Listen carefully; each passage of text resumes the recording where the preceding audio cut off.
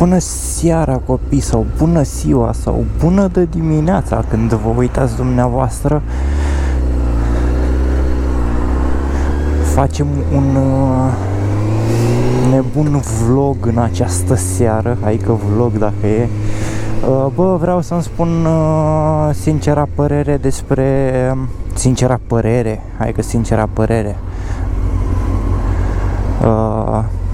Vreau să-mi dau cu părerea, vreau să vă spun că în ultima perioadă, din câte am observat, s-au tot întâmplat accidente și accidente destul de grave și nu pot să îmi dau seama de ce s-a întâmplat chestia asta. Foarte multă lume neatentă în trafic, foarte multă lume nu respectă reguli de circulație. Motocicliști merg cu mult prea mare viteză în oraș, mașini, autobuze, autocare, camioane ce nu au nici măcar gram de atenție în semnele de circulație, în cedează trecerea, în stop, nu se fac stopurile, nu se oprește lumea absolut deloc la cedează trecerea să se asigure măcar și nu înțeleg de ce. Acum, dacă voi aveți o idee despre chestia asta, vă rog spuneți-mi în comentarii.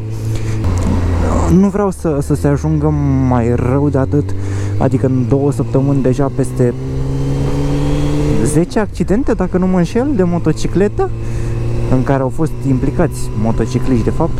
Și e mult, prea mult, doar a început sezonul. Uite, nu se asigură lumea. Și acum dacă îl întrebăm ce s-a întâmplat,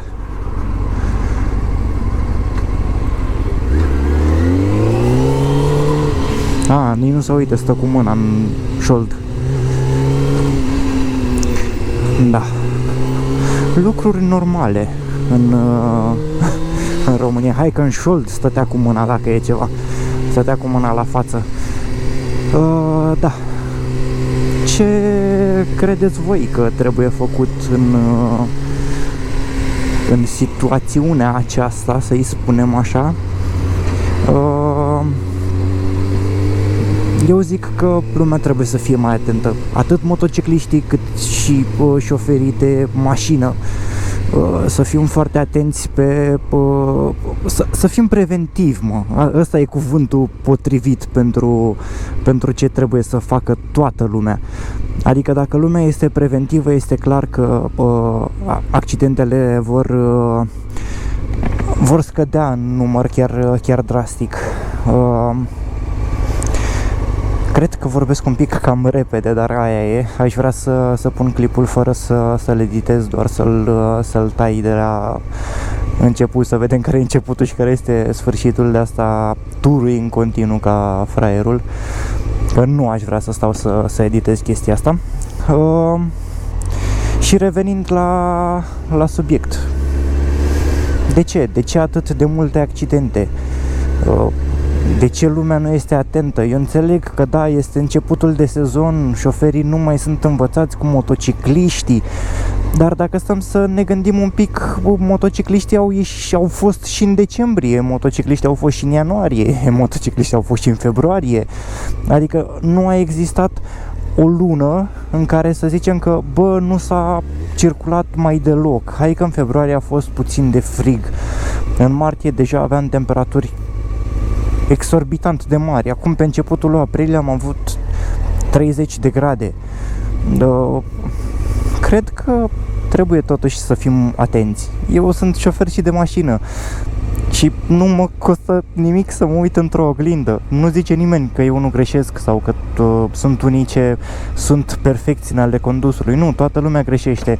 Clar, uite, pe și eu că m-am băgat printre mașini. Este un lucru ce, multă lume îl trece cu vederea, că este sau nu legal, dacă mă exprim cum trebuie, nu știu. Doar că trebuie să avem mai multă grijă de noi, trebuie să, cel puțin noi motocicliștii, trebuie să avem acest spirit de a conduce preventiv și de asta cu ochii în patru.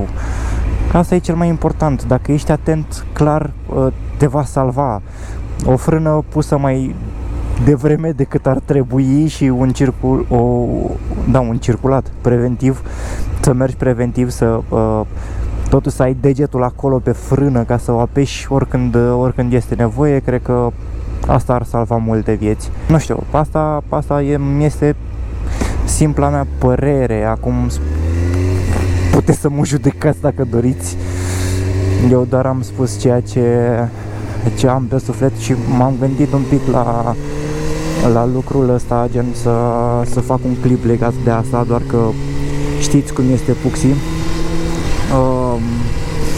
Mi-am pus casca pe cap, am ideile, am cuvintele, am dat drumul la cameră, m-am blocat.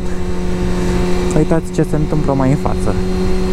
Da, deci nu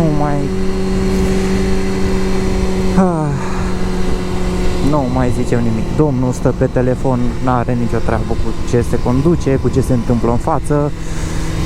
Dacă ar sări cineva în fața domnului, n-ar fi putut să frâneze sau să facă ceva, pentru că era pe telefon și atenția lui era distribuită total în altă parte. Și astea fiind spuse, stați să trecem de acest verde să prindem următorul roșu, că de Bucureștiul este București. Bun.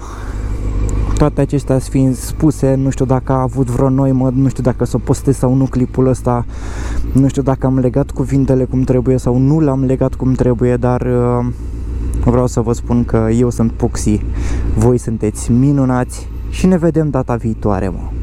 Ciao!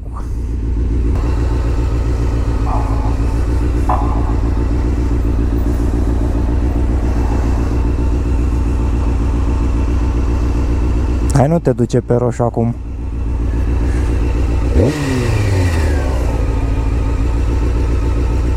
S-a dus.